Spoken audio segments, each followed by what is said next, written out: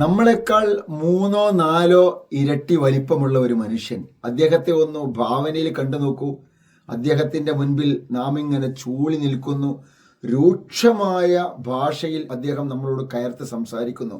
എത്ര ഭീകരമായിരിക്കും ആ രംഗം, എത്രത്തോളം മനപ്രയാസമായിരിക്കും ആ സമയത്ത് നാം അനുഭവിക്കുന്നത്.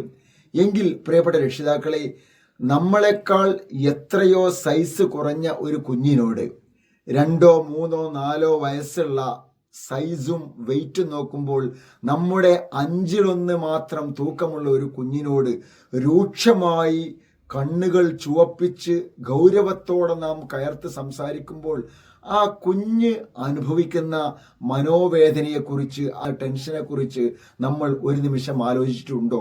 ഉണ്ട് എങ്കിൽ അങ്ങനെയുള്ള ഒരു രക്ഷിതാവിന് ആ രീതിയിൽ മക്കളോട് ദേഷ്യപ്പെട്ട് സംസാരിക്കുവാൻ സാധിക്കുകയില്ല.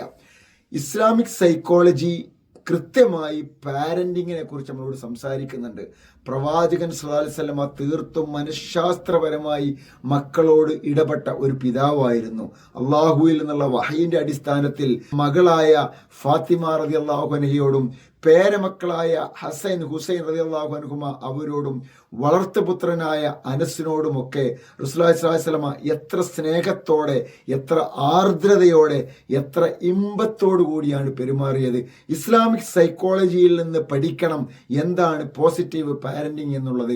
ആധുനിക കാലത്ത് ജെൻസിയെ കൈകാര്യം ചെയ്യുന്നിടത്തും അതേപോലെ തന്നെ ബീറ്റ ആൽഫ ജനറേഷനെ കൈകാര്യം ചെയ്യുന്നിടത്തും പരാജയപ്പെടുന്ന രക്ഷിതാക്കൾ ഇസ്ലാമിക് സൈക്കോളജിയിൽ നിന്ന് ഇസ്ലാമിക് പാരന്റിങ്, പോസിറ്റീവ് പാരന്റിങ് പഠിക്കാൻ തയ്യാറായാൽ നമുക്ക് സാധിക്കും എങ്ങനെയാണ് മക്കളെ കൈകാര്യം ചെയ്യേണ്ടത് എന്നറിയുവാൻ.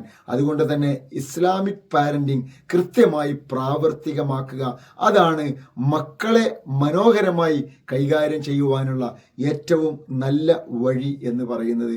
പാരന്റിങ് പ്രവാചകനിൽ നിന്ന് പഠിക്കുക. Thank you.